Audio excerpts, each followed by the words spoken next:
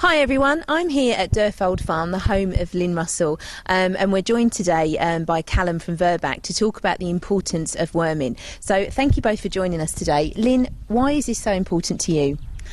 I'm producing top class show horses, and the first thing I have to do is obviously to feed them and get them in show condition. It would be a total waste of time me doing all of that without first worming. Worming to me is very, very important. It's the first thing I do with every horse that comes in the yard, and we have a very regular worming programme thanks to Virbac that we use for the show horses. Now, Callum, I'm going to be your nightmare because I'm going to ask you a load of silly questions. Now, I think it's really important to say that horse owners, we don't really know a lot about this subject. We kind of wander into tack shops and buy a few wormers and never remember what we've done. Where are we all going wrong with this? I think the first place we're going wrong is to expect to know everything, because actually this is a subject that even in the time that I've been a vet has changed beyond all recognition. Sure. And that's what I do for a living. So how can a horse owner be expected to know everything there is to know? The important thing is there are plenty sources of advice that they can go to, whether it's their suitably qualified person that we refer to as an SQP in their tack shop, or whether it's their vet or a pharmacist. You know, they are trained to know what to do and to give you advice. So I think the important message is it doesn't matter how qualified you are, whether you're at absolute top of your game like Lynn or someone like me that owns my own horse and just does a bit, we have to seek advice first. Getting advice is probably the most important thing you can do in terms of putting together a good worming plan that keeps your horse healthy, limits the amount you're having to spend as well, because a good plan often will be less expensive, but also avoiding the problems that we could have of the wormers not working anymore. So where would you advise someone like me to start? I can't even tell you when I last wormed my horse. Apologies, I can't even remember. So do you start at the beginning of the year? Where do I start? I don't think you can afford to start at the beginning of the year, because if you're halfway through a year and you've not done anything, you need to be taking steps. Right.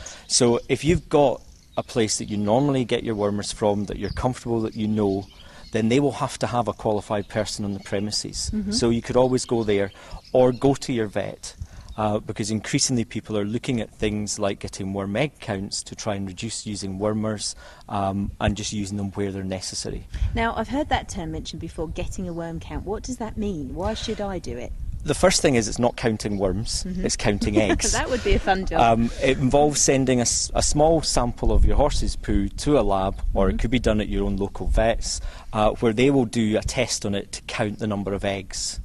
And those eggs give some idea as to the need to worm your horse. Because what we're not trying to do is to get a parasite-free population of horses. To have no parasites is potentially as much of a problem as having quite a lot. Right. So it's about keeping them under a controlled level. So you get the worm egg count results, and then from there decide whether treatment's necessary or not. And when you issue a programme, so if I come to Virbac and you give me a worming, is that it? Do I keep that? Is it standard or does it change? I think the thing is there is no standard programme. Right. I mean, we have got programmes that we publish that are designed to provide a framework.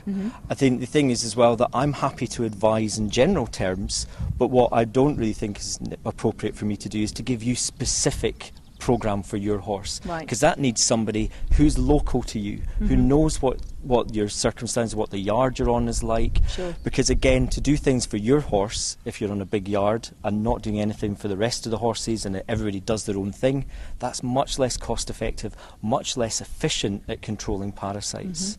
So I think seek advice from somebody that you know locally and trust, but get advice from companies such as Virbac, where you can have a framework on which to build a programme specific to your horse. And just educate yourself. So Lynn, just coming back to you, I know one of the important things is obviously poo picking the fields and keeping your paddocks clear, and we're going to ask Callum the reasons for that, but for a lady like yourself that's so busy, it's not practical, is it? Which is why you have the worming programme, is that right? That's absolutely correct. I don't have the time, I don't have the rubber gloves, I don't have the means, I don't have the staff to go and pick up poo from the field. It's totally impractical for me, hence why a worming programme is highly important. Sure. So I think that's a really important topic to touch on, Callum, because a lot of people can't do it, like Lynn, but what would your advice be there? I mean, that's right. When it's impossible to poo pick, then you may have to be more reliant on drugs.